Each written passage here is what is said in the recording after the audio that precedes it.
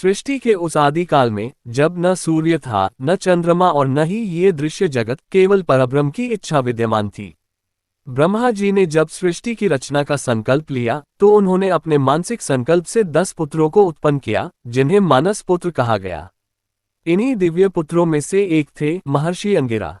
पुराणों के अनुसार अंगिरा ऋषि का प्राकट्य ब्रह्मा जी के मुख या उनके हृदय के अंगार दहकते हुए कोयले से हुआ था। यही कारण है कि उनका नाम अंगिरा पड़ा, जिसका अर्थ है वह जो अग्नि के समान दीप्तिमान है। जिस क्षण वे प्रकट हुए, उनका पूरा शरीर दिव्य प्रकाश से सराबोर था। वे ज्ञान के उस पुंज की तरह थे, जो अंधकार को मिटाने के लिए ही जन्मे थे। अंगिरा केवल एक ऋषि नहीं थे, वे सत्य के साक्षात्कारकर्ता थे। ब्रह्मा जी ने उन्हें सृष्टि विस्तार और धर्म की स्थापना का उत्तरदायित्व सौंपा। उन्हें सप्तऋषियों के प्रथम समूह में स्थान मिला। वैदिक ग्रंथों में उन्हें प्रथम अंगिरस कहकर संबोधित किया गया है। अंगिरा का अर्थ केवल अग्नि से उत्पन्न होना ही नहीं है, बल्कि उपनिषदों के अनुसार अंगों का रस अंगरस भी है। इसका आध्यात्मिक अर्थ यह है कि वे उस चेतना के प्रतीक हैं जो समस्त प्राणियों के भीतर प्राण ऊर्जा बनकर दौड़ती है। उनके भीतर ब्रह्मा का सृजनात्मक संकल्प और अग्नि की शुद्धता, दोनों का अद्भुत संगम था। ऋषि अंगिरा का व्यक्तित्व अत्यंत प्रभावशाली था। लंबी जटाएं, मस्तक पर भस्म और आंखों में एक ऐसी शांति जो सामने वाले के अंतर्मन को पढ़ ले। उन्होंने सरस्वती नदी के तट पर घोर तपस्या की। उनकी तपस्या इतनी प्रबल थी कि उनके शरीर से निकलने वाला तेज स्वयं अग्निदेव की ऊष्मा को भी फीका करने लगा था। ये वह समय था जब संसार को अभी मंत्रों और यज्ञों की शक्ति का ज्ञान नहीं था, और अंगिरा इस ज्ञान के पहले आधिकारिक स्रोत बनने जा रहे थे। वैदिक इतिहास में ये प्रसंग सबसे अधिक विस्मयकारी और महत्वपूर्ण माना जाता है। ये कथा न केवल ऋषि अंगिरा की महानता को दर्शाती है, बल्कि यह भी बताती है कि कैसे एक तपस्वी अपने आत्मबल से प्रकृति की शक्तियों को भी प्रभावित कर सकता है। पौराणिक आख्यानों के अनुसार एक समय ऐसा आया जब अग्निदेव पावक को अपनी शक्ति और महत्ता पर ग्लानि होने लगी। उन्हें लगा कि उनके बिना तो सृष्टि का अस्तित्व ही संभव नहीं है। फिर भी लोग उन्हें केवल एक माध्यम मानते हैं। अपनी महत्ता के द्वंद्व में फंसे अग्निदेव ने अपना कार्य त्याग दिया और अज्ञात स्थान पर जाकर घोर तपस्या में लीन हो गए। अग्नि के लुप्त होते ही ब्रह्मांड में हाहाकार मच गया। यज्ञ रुक गए, देवताओं को उनका भाग मिलना बंद हो गया और संसार में जठराग्नि, भूख और प्रकाश का संतुलन बिगड़ने लगा। पूरी सृष्टि शीतलता और अंधकार की ओर बढ़ने लगी। सृष्टि को इस संकट से उबारने के लिए ऋषि अंगिरा ने कठोर तपस्या का मार्ग चुना। वे सरस्वती के तट पर स्थिर होकर बैठ गए। उन्होंने अपने प्राणों को एकाग्र किया और योग अग्नि को जागृत किया। उनकी तपस्या की अग्नि इतनी प्रचंड थी कि उनके शरीर से निकलने वाली ऊष्मा ने उस रिक्त स्थान को भरना शुरू कर दिया जो अग्निदेव के जाने से पैदा हुआ था।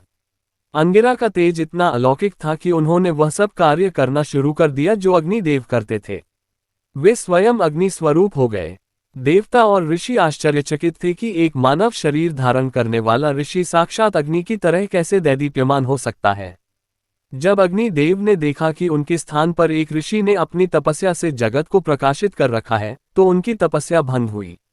वे लज्जित भाव से ऋषि अंगिरा के समक्ष प्रकट हुए। अग्निदेव ने ऋषि से कहा, हे महर्षि, आपकी तपस्या ने मुझे पराजित कर दिया है। अब इस संसार के अग्नि आप ही हैं। मैं अब अपना पद पुनः ग्रहण नहीं कर सकता। ऋषि अंगिरा ने बड़े ही स्नेह और विनम्रता से उत्तर दिया, देव, ये सृष्टि आपके बिना अधूरी है। मेरी तपस्या केवल कर्तव्य पालन थी, अधिकार प्राप्त करना नहीं। आप ही इस जगत के वास्तविक पावक हैं। अग्निदेव ऋषि की निस्वार्थता से इतने द्रवित हुए कि उन्होंने अंगिरा को अपना गुरु मान लिया। अग्नि ने ऋषि से वरदान मांगा कि वे उन्हें अपना प्रथम पुत्र स्वीकार करें। इसी कारण शास्त्रों में अग्नि को अंगिरस का पुत्र भी कहा गया है। इस घटना के बाद ब्रह्मा जी ने ऋषि अंगिरा को अग्नि का गुरु घोषित किया। इसी प्रसंग के कारण वैदिक मंत्रों में अक्सर अंगिरा और अग्नि को एक दूसरे का पर्यायवाची माना जाता है। अग्निदेव ने अंगिरा को वरदान दिया कि यज्ञ की वेदी पर जो भी आहुति दी जाएगी, वह ऋषि अंगिरा की अनुमति के बिना देवताओं तक नहीं पहुंचेगी। यहीं से ऋषि अंगिरा हव्यवाहन, आहुति ले जाने वाले के रक्षक और मार्गदर्शक के रूप में प्रतिष्ठित हुए। ऋषि अंगिरा को मंत्रद्रष्टा कहा जाता है। वैदिक परंपरा में मंत्र लिखे नहीं गए, बल्कि ऋषियों ने अपनी समाधि की अवस्था में ब्रह्मांडीय ध्वनियों के रूप में उनका साक्षात्कार किया। इस विद्या में ऋषि अंगिरा का स्थान सर्वोच्च है, क्योंकि उन्होंने उन रहस्यों को प्रकट किया जो अत्यंत गूढ़ और शक्तिशाली थे। वेदों में अथर्ववेद को अक्सर अथर्वांगिरस वेद कहा जाता है। इसका कारण यह है कि इस वेद के मंत्र दो ऋषियों के कुल द्वारा प्रकट किए गए, ऋषि अथर्वा और ऋषि अंगिरा। जहां ऋषि अथर्वा के मंत्र शांति, आरोग्य और आध्यात्मिक उत्थान से जुड़े थे, वहीं ऋषि अंगिरा के मंत्र घोर शक्तिशाली और रक्षात्मक प्रकृति के थे। अंगिरा ने उन मंत्रों का आविष्कार किया जो शत्रुओं के विनाश, नकारात्मक शक्तियों के शमन और राज्य की रक्षा के लिए अनिवार्य थे। उन्होंने दिखाया कि मंत्र केवल पूजा की वस्तु नहीं, बल्कि एक वैज्ञानिक ध्वनि ऊर्जा वाइब्रेशनल एनर्जी है, जिसका सही उच्चारण पदार्थ और परिस्थिति को बदल सकता है। ऋषि अंगिरा ने मंत्रों के विनियोग उपयोग के लिए एक संपूर्ण शास्त्र की रचना की, जिसे अंगिरस कल्प कहा जाता है। वे पहले ऐसे आचार्य थे जिन्होंने समझाया कि मंत्रों का प्रभाव केवल शब्दों में नहीं, बल्कि स्वर, पिच, ध्वनि के उतार चढ़ाव, छंद, रिदम, बोलने की गति, चेतना, इंटेंशन, मंत्र पढ़ते समय ऋषि का संकल्प, इन तीनों के संगम से उत्पन्न शक्ति को ही मंत्र वीर्य कहा गया। असुरों के विरुद्ध जब भी देवताओं को अमोघ अस्त्रों की आवश्यकता पड़ी, ऋषि अंगिरा ने अपनी मंत्र शक्ति से उन्हें अजेय बनाया। अग्निदेव के गुरु होने के नाते अंगिरा ने यज्ञ की प्रक्रियाओं को अनुशासित किया। उन्होंने यज्ञ पुरुष की अवधारणा दी। उन्होंने सिखाया कि कैसे मंत्रों के माध्यम से भौतिक अग्नि को आध्यात्मिक अग्नि में परिवर्तित किया जाता है, ताकि वह आहुति को दिव्य लोकों तक ले जा सके।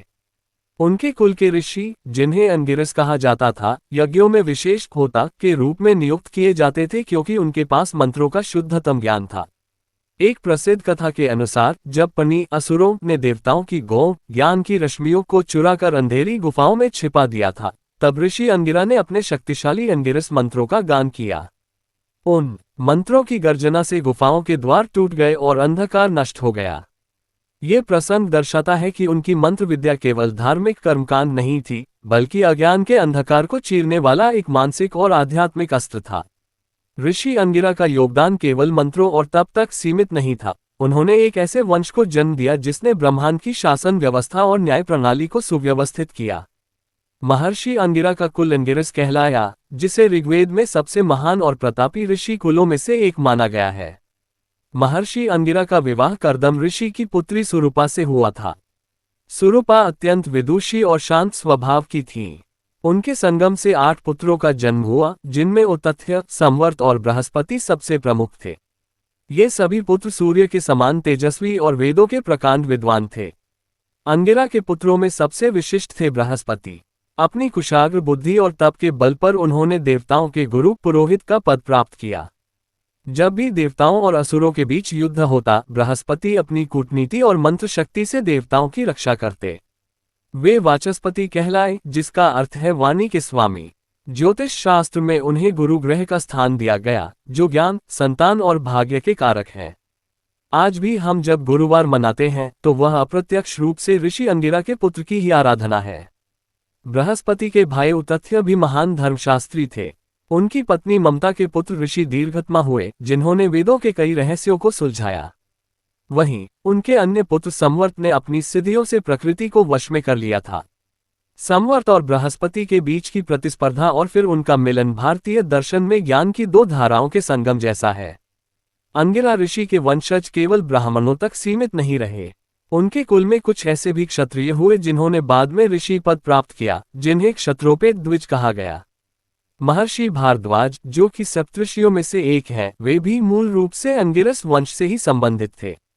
इस प्रकार अंगिरा ऋषि ने एक ऐसी मेधावी पीढ़ी तैयार की जिसने समाज के हर वर्ग को ज्ञान, अस्त्र शस्त्र और नैतिकता से सुसज्जित किया। महर्षि अंगिरा ने अंगिरा स्मृति की रचना की। यह एक ऐसा धर्मग्रंथ है जिसमें व्यक्ति के दैनिक आचरण, प्रायश्चित और सामाजिक न्याय के कड़े नियम दिए गए हैं। उन्होंने सिखाया कि समाज में अनुशासन तभी बना रह सकता है जब व्यक्ति का चरित्र शुद्ध हो। उन्होंने दान और सत्य को सबसे बड़ा धर्म बताया। अंगिरा का दर्शन अत्यंत व्यावहारिक था। उन्होंने समझाया कि अग्नि केवल वेदी पर नहीं जलती, बल्कि वह मनुष्य के भीतर आत्मज्ञान के रूप में जलनी चाहिए।